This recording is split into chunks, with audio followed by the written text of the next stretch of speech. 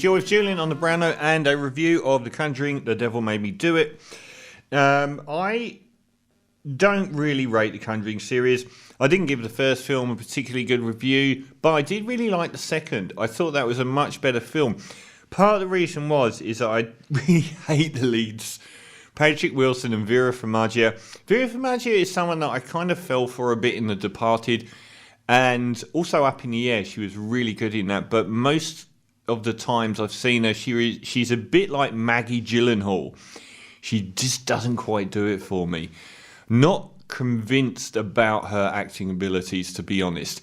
And the fact that they dominated the first film, playing the infamous Ed and Lorraine Warren, a couple of hacks who got into exorcisms and stuff in the 70s and were universally discredited. It was a very disturbing thing to hear that The Conjuring, The Devil Made Me Do It is the 8th film in the Conjuring franchise. So there have been the Annabelle movies and the Nun. I haven't seen any of them, but the general consensus is that they're not actually even as good as the Conjuring movies. But the second film, The Conjuring 2, set in London, was it didn't have as much of the leads in it, who I found almost singularly trite. And it focused on this family in London, so it was a lot more enjoyable for me. They've come back with a third Conjuring movie, and this time around there's a kid having an exorcism at the start, and the whole thing is based on a true life murder story where the guy pled. So basically the 8-year-old boy's possessed by the devil at the start. The Lorraine and Ed Warren lead an exorcism on him, and during the course of this exorcism the devil passes on to his 20-year-old brother. The 20-year-old brother then has an argument with somebody groping his girlfriend, his landlord, who won't let go of her, and stabs him to death brutally. And then says that he was possessed by the devil. In real life, he was very understandably angry that this guy was grabbed his girlfriend, and it all went to hell in a handbasket, and he had apparently lots of mental health problems anyway. But the whole film is framed around making his defense that he was possessed by the devil, which happened, and he got 20 years. Well, no, he didn't.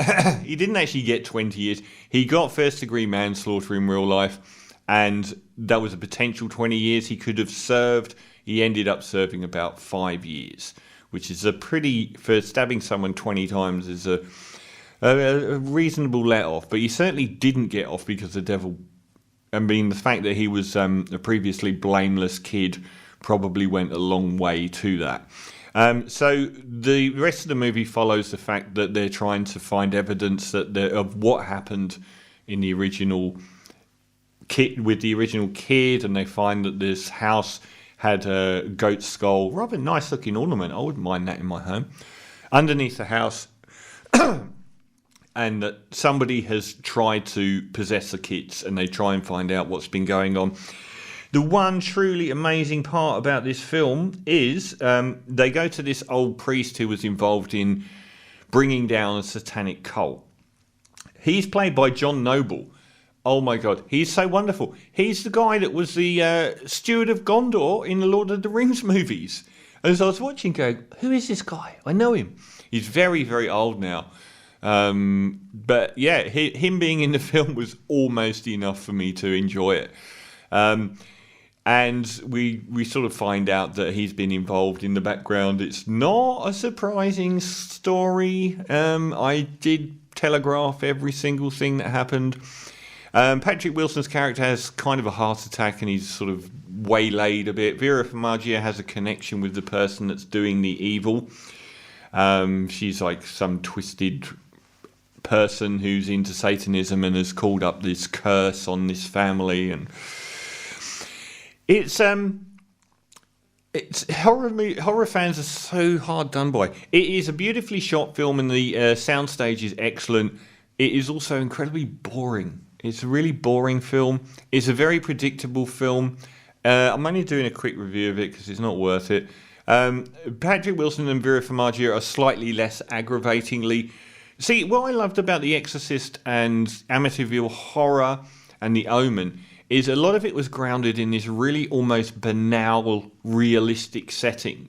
Whereas the Conjuring films have this really melodramatic air to them, which undercuts the horror. The films that I saw that scared me when I was a kid were these very sort of very straight-laced films where horror was often from humans as well as it was from supernatural elements. So I think that undercuts everything, but there's so little imagination on display here. It's not as much a reliance on jump scares as some of the previous installments. I do feel, however, that I think the longer intense scenes of sort of devilly stuff is a bit better, but there is nothing that's imaginative. There's no sort of monster or sequence where you really feel like there's a great deal of imagination going on here. It's a really quite a boring film. It looks nice.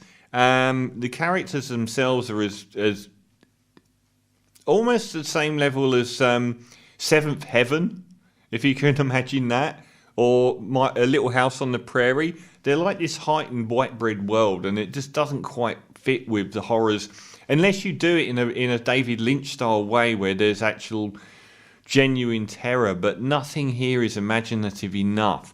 It's just worth a once through because it's really well made. And there are some longer, intense sequences which kind of get it over the line. But I'm going to give The Conjuring, The Devil Made Me Do It probably the weakest of the three, a 5.5 out of 10.